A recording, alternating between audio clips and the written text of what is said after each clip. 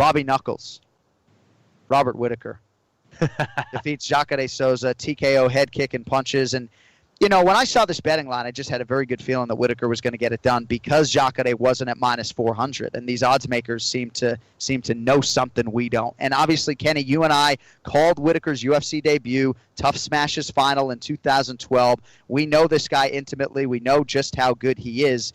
But there were a lot of people that were dismissive of his chances based upon Jacare Souza's current form. Quick turnaround for Souza after the win over Tim Boetsch at UFC 208 in Brooklyn. And at 37 years old, this is a hard loss for Jacare to take. Massive, massive win for the Australian Bobby Whittaker. Well, you know who was dismissive of his chances was this guy, Kenny Florian. I thought that, Jacare was eventually going to get the takedown, he's going to take his back, and he was going to get the finish. Well, he did get the takedown, and he did take the back, but Bobby Knuckles, as you call him, I love that nickname, Robert Whittaker, able to get him off, stayed nice and calm. It's amazing to see his maturity at his age. He definitely is wise beyond his years.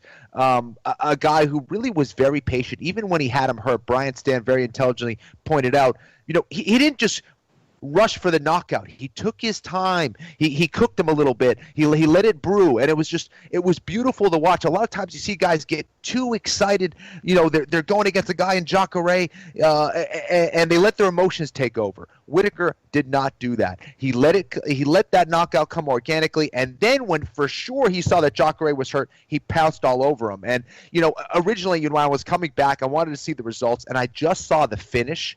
I just saw the finish of what Whittaker did to Jacare, and I said, you know what, that's an early stoppage. That looked a little early to me. Yeah. But when I saw the whole fight in its entirety, it absolutely made sense. It was a nice stoppage from Yamasaki, a guy who kind of tends to be a little bit late sometimes for my liking. I thought he made the right call there.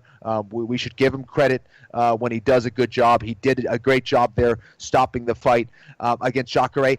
And I got to say, for Jacare, how many times can we avoid talking about a guy of how they look physically different? He looked physically different than he has in the past. He looked a little soft. Now, I don't know if it's him maybe not training as hard, maybe didn't get as excited for a guy like Robert Whittaker, but I don't know. We've definitely have seen him in better shape, and he didn't look like he was in the best of shape.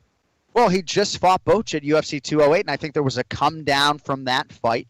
And obviously there were contract negotiations as well. He inked a new 8-fight contract before this one. So I think there's a conversation to be had there. Quickly on the stoppage, Kenny, I agree with you that it was a good stoppage by Mario Yamasaki. It was just a weird one, right? So if you just saw it like you did for the first time, you would have thought, well, at least in this moment, Jacare Souza is absolutely intelligently defending himself. It was more like an accumulative stoppage, but the actual time in which he injected himself into it to stop the fight seemed a little weird to me, but I would agree with you that Jacare didn't need to take any more damage, and the outcome was an eventuality. But for Robert Whittaker, man, just sort of an overall thought on this fighter, dating to the guy we saw back in 2012. Another guy, 1990s baby, right? Made his UFC debut, 21 or 22 years old. Super confident fighter. Brazilian Jiu-Jitsu purple belt, who in a lot of respects, Kenny, considers himself a Brazilian Jiu-Jitsu fighter. And he's grappling actively during training camps in Brazilian Jiu-Jitsu competitions in Australia. He's very confident in his submission defense and certainly was unfazed in the few exchanges in which he had to grapple and defend himself on the ground. I mean, I got to think that even those who maybe question whether or not he could survive in some of those moments, I think you got to feel pretty good about the preparation and just the overall win and his status now in this 185-pound division.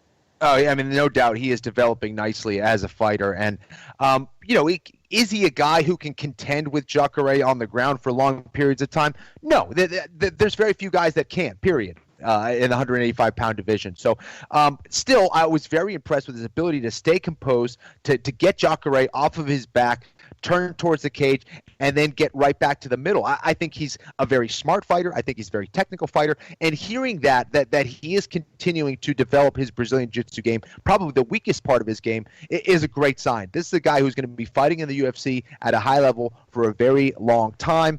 And I tell you what, he might be a guy who will have the belt in the future.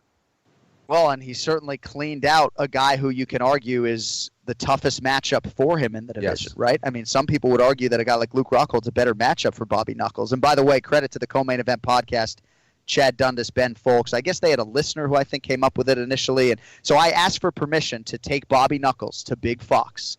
And I know there are a lot of Australian fans and New Zealand fans who want to see him get rid of the Reaper and be Bobby Knuckles. So we pushed that agenda this weekend. We feel like we did our part, and hopefully it'll stick a little bit. So a massive win for Bobby Knuckles, and I'm just